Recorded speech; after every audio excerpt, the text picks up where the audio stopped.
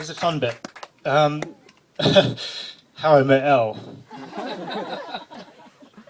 I'd never thought I'd be sitting here at a wedding, having met my wife in a nightclub in Ibiza.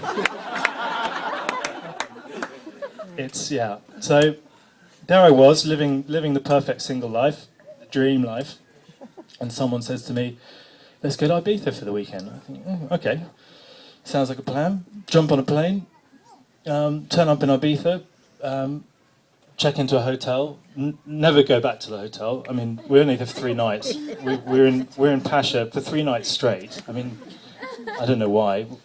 And on the second night, I said, I was introduced by text message to Elle and suggested that we went for a drink, but she was too busy. So on the third night, I said, look, come on, we're on our last legs, you come and join us for a drink. And in she popped to this, area of a nightclub, and I'm there with 10 other guys, and she's there with one other friend. And I saw her, and I thought, oh Christ, she's really hot. She's never going to talk to me. This is a nightmare. Of course, the 9 other guys, eyes on beanstalks, and I just thought, yeah, Mike Davies fine. I won't talk to her. There's no point, really, is there? I mean, she's hot. I'm not. All the other guys had really trendy T-shirts on, and much better dancers than I was. I just stood by the massive bottle of vodka and tapped it off quietly. And then her friend looked at me and winked at me, and I thought, oh, okay. If the friend's up for it, I'll go and... So the friend and I, we're having a few drinks, and I keep an eye on this other girl, her, just bouncing all around the wall at this nightclub. Everyone talking to everybody, having the time of her life. Boom, boom, boom. She's a nutbag, that girl. But she's quite hot. Anyway, so I've got the other girl here, and she's cuddling up, and she's quite. And I think either I'm being very smart about this, or I'm being very stupid. And anyway, about 5 hours later, it worked. And Elle came up to me as I was coming out of the loo, said, why haven't you spoken to me? I said, I don't know. What's the problem? You've got plenty of other people to speak to. And she said, I think it's very rude. So she took me upstairs, and the sun had already risen, and we had a gin and tonic. And I said, this is great. 1 minute I was kissing your friend, and now I'm talking to you. And she said, let's go and have breakfast on the beach. So great. So by the way, I've got to get a plane back to Hong Kong in about 5 hours. So no matter what happens, you've got to get me in a taxi. So we went off to the beach, we had breakfast, and in typical Mike Davies fashion, I suggested, I showed her pictures of all my friends on my phone. Yeah, this is Charlie, this is Henry, this is Sri Lanka, it's going to be great when you move back to Hong Kong. She's looking at me thinking, what are you talking about? I'm going to move to Hong Kong. Oh yeah, didn't I tell you? I live in Hong Kong. Oh, okay. So 3 hours later, I flew back to Hong Kong, and luckily, I was flying back 5 days later for Sam Boucher's christening, Matt's son, who's my godson. And I called Elle up and I said, let's come on a date. She said, fine, I'll come on a date. Well, can you pick me up from Heathrow? I'm flying in Friday night. She said, fine. So she met me at the airport. She said, what are we doing? I said, well, we're going to stay the night at my mum's. Oh, okay. I moved fast, I tell you. So I called my mum. I said, I'm coming down for 1 night and then going to Sam Boucher's christening in the morning. I'm bringing somebody. Who are you bringing?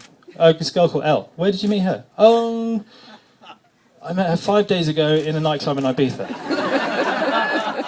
Mum said, you were in Ibiza last weekend?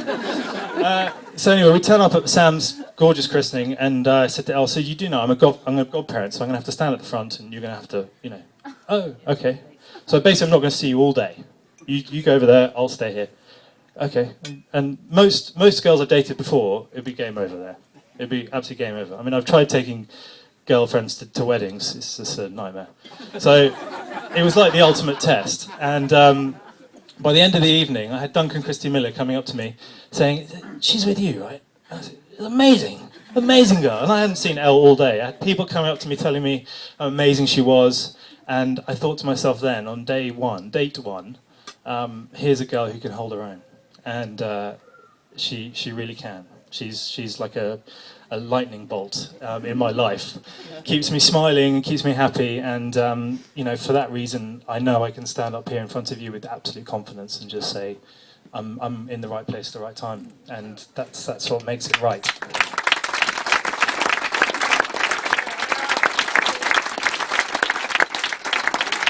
Plus, she lets me watch lots of cricket, and she, even when the Aussies are getting smashed. And I mean, one of the issues, one of the question marks is when we have lovely children, what am I going to dress them in? What are they, orange or blue or lion's red? I don't know. It's just a tough one, isn't it? So I'll wind it down. I've told you all my stories. You laughed at my jokes. It's fine. Elle wants to mention Boris. So we have a dog, and it's like surrogate child. If he was here, he'd also make a speech. He's very good. It'd be something like this.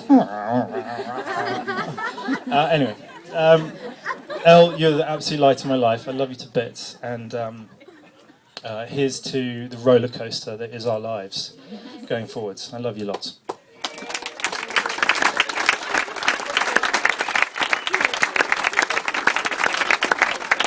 And